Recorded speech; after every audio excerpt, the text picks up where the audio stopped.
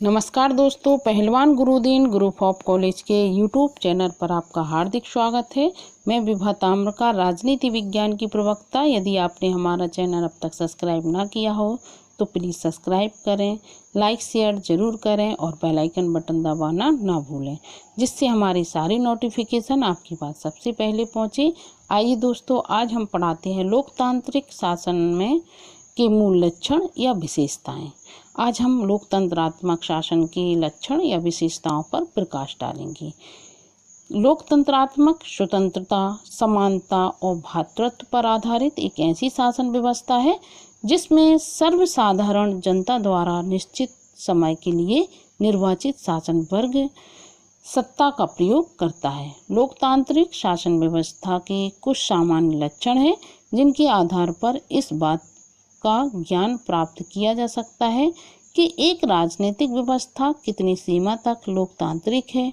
लोकतांत्रिक शासन और लोकतांत्रिक राज्य व्यवस्था के लक्षणों व अध्ययन निम्न प्रकार से किए जा सकते हैं। जैसे लोक प्रभुत्व में विश्वास। लोक प्रभुत्व का आशय है कि सत्ता लोगों से उत्पन्न होती है और शासन सत्ता अंतिम रूप से समस्त जनता में निवास करती है।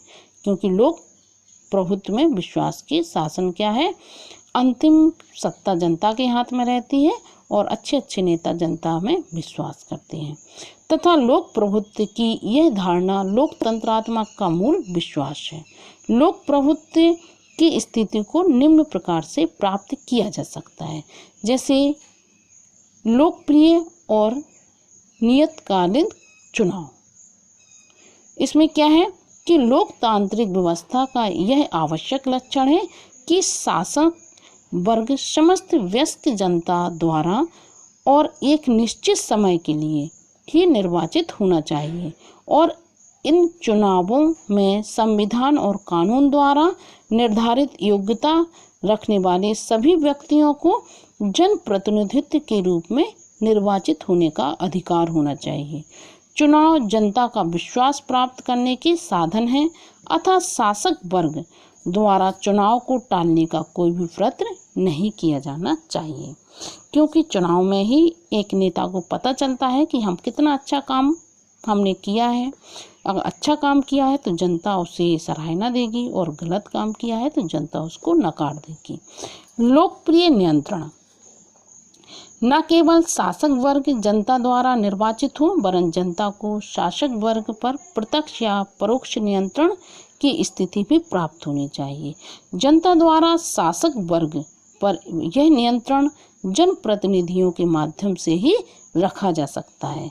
एक होता है लोकप्रिय प्रभाव और उत्तरदायी। ऐसी व्यवस्था होनी चाहिए कि जनता का शासक वर्ग पर नियंत्रण प्रभाव बना रहे। इसके लिए आवश्यक है कि जनता को शासन की आलोचना करने के अधिकार सहित सभी नागरिक और राजनीतिक स्वतंत्रताएं प्राप्त हों। संचार साधनों जैसे प्रेस, रेडियो और टेलीविज़न को स्वतंत्रता की स्थिति प्राप्त हो और जनता तथा शासक वर्ग में निरंतर संपर्क की स्थिति विद्यमान हो। एक दूसरा आता है, अब इसमें ये तो हमने लोक प्रभुत्व में विश्वास की चीज़ें पढ़ाई थी। अब दूसरे में आता है राजनीतिक और नागरिक समानता। राजनीतिक और नागरिक समानता में देखिए क्या आता है, जैसे समानता लोकतंत्र का मूल आधार है, अतः सभी नागरिकों को समान राजनीतिक शक्ति प्राप्त होनी चाहिए। व्यस्क के मताधिकार इस स्थिति को प्राप्त करने का साधन है, क्योंकि व्यस्क मताधिकार में ही समानता दिखती है कि सभी व्यक्ति समान हैं। इसके अतिरिक्त सभी व्यक्तियों को कानून के समक्ष समानता की स्थिति प्राप्त होनी चाहिए। वर्तमान समय में राजनीतिक और नागरिक समानता से आगे बढ़कर सामाजिक और आर्थिक समानता को लोकतंत्र का लक्ष्य समझा जाना लगा है कि वर्तमान समय में कि लोकतंत्र ही सब कुछ है। समाज में धर्म, जाति, वर्ण, लिंग और सामाजिक स्थिति के आधार पर भेदभाव का प्रचलन नहीं होना चाहिए और पूर्ण आर्थिक समानता चाहे व्यवहारिक ना हो, लेकिन इस सीमा तक आर्थिक समानता अवश्य होनी चाहिए कि एक व्यक्ति धन संपदा के बल पर दूसरे का शोषण ना कर सके और सभी व्यक्तियों के विकास के लिए लगभग समान अवसर प्राप्त हो। राजनीतिक और नागरिक स्वतंत्रताएं स्वतंत्रता लोकतंत्र की आत्मा है और लोकतंत्र तभी संभव है जबकि सभी व्यक्तियों को राजनीतिक और नागरिक स्वतंत्रताएं प्राप्त हो। राजनीतिक स्वतंत्रता में ये बातें सम्मिलित हैं कि मत देने का अधिकार, प्रतिनिधि के रूप में निर्वाचित होने का अधिकार, सार्वजनिक पद ग्रहण करने का अधिकार और शासन की आलोचना करने का अधिकार। राजनीतिक स्वतंत्रता में क्या आ जाता है? मत देने, हमें वोट डालने का अधिकार है, हमें अपना प्रतिनिधि निर्वाचित करने का अधिकार होता है और सार्वजनिक पद हमें ग्रहण भी कर सकते हैं और हम शासन की आलोचना भी कर सकते हैं। यही स्वतंत्रता राजनीतिक में आती है कि हमें ये सब मिल जाता है उसमें। नागरिक स्वतंत्रता में ये बातें सम्मिलित हैं कि विचार और भाषण की स्वतंत्रता जो नागरिक स्वतंत्रता होती है, प्रेस की स्वतंत्रता, सम्मेलन की स्वतंत्रता, राजनीतिक दल और अन्य संगठन स्थापित करने की हमें स्वतंत्रता होती है, निवास स्थान, आवागमन, व्यापार, व्यवसाय और सीमित मात्रा में संपत्ति की स्वतंत्रता होती है। ये नागरिक स्वतंत्रता में आ जाता है। अब आता है व्यक्ति के व्यक्तित्व का सम्मान और गौरव। इसमें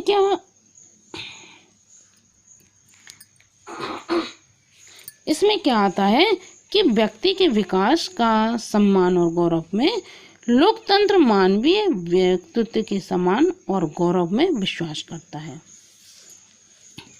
और स्वतंत्रता, समानता तथा भातृत्व इस स्थिति को प्राप्त करने के साधन ही है। व्यक्ति का आत्मविश्वास और आत्मगौरव व्यक्ति की सजीवता, सक्रियता और उसमें पहल की प्रवृत्ति लोकतांत्रिक व्यवस्था की मूल मान्यताएं हैं और व्यक्ति का सर्वगुण विकास लोकतंत्र का सर्वोच्च लक्ष्य है। लोकतंत्र में ही व्यक्ति का सर्वगुण विकास हो जाता है। एक आता है मानवीय विवेक में विश्वास। मानवीय विवेक में विश्वास, इसमें एक विचारक लिखता है कि लोकतांत्रिक राजनीतिक प्रक्रिया वाद विवाद, मेल मिलाप और समझौते की प्रक्रिया है। एक होता है बहुमत शासन में। बहुमत शासन में क्या होता है? लोकतंत्र मतपेटी में विश्वास करता है और मतपेटी की प्रक्रिया के अनुसार जिसे बहुमत प्राप्त होता है उसे शासन करने का अधिकार होता है। अब तो मशीन चलने लगी है, बहुत प्रक्रिया बदल गई है। पहले था मतपेटी का, अब उतना नहीं है। लोकतंत्र बहुमत शासन को एक सोचकर स्वीकार करता है कि बहुमत आवश्यक रूप से और सदैव सही होता है। एक होता है शक्ति विभाजन और न्यायपालिका की स्वतंत्रता। इसमें मॉन्टेस्क्यू ने सरकार के 3 अंगों की व्यवस्था की है, जैसे व्यवस्थापिका, कार्यपालिका और न्यायपालिका के बीच शक्तियों के विभाजन के सिद्धांत का प्रतिपादन किया है। किसने? मॉन्टेस्क्यू ने। इसमें क्या है कि जैसे कुछ सिद्धांतों में उसकी कमियां हो सकती हैं, लेकिन लोकतंत्रात्मक व्यवस्था वाले देश में किसी न किसी रूप में शक्ति विभाजन को अवश्य ही अपनाया गया है। और एक होता है संविधानवाद। संविधानवाद में संविधानवाद का आशय है सीमित शक्तियों वाला शासन और लोकतंत्र की यह मूल मान्यता है कि शासन की सीमित शक्तियां ही प्राप्त होनी चाहिए, असीमित शक्ति नहीं। तो दोस्तों मैंने इसमें क्या है कि विधि का शासन और व्यक्तियों का शासन, विधि पर शासन हो जाए, विधि के शासन को ही, जैसे हैरीगटन के अनुसार लोकतंत्र की मान्यता है कि विधियों का शासन, विधि की सर्वोच्चता, व्यक्तियों का शासन नहीं। और इसके अंतर्गत संविधान के लक्ष्य को प्राप्त करने के लिए लिखित संविधान में नागरिकों के लिए अधिकार पत्र की व्यवस्था और शक्ति विकेंद्रीकरण आदि साधनों को अपनाया जाना चाहिए। तो दोस्तों ये हुई लोकतंत्र से बात। लोकतंत्र और उदारवादी लोकतंत्र से संबंधित बहुत सारी चर्चाएं हमने आपके साथ की। आशा करती हूँ कि आपको लोकतंत्र भी समझ में आ गया होगा। धन्यवाद।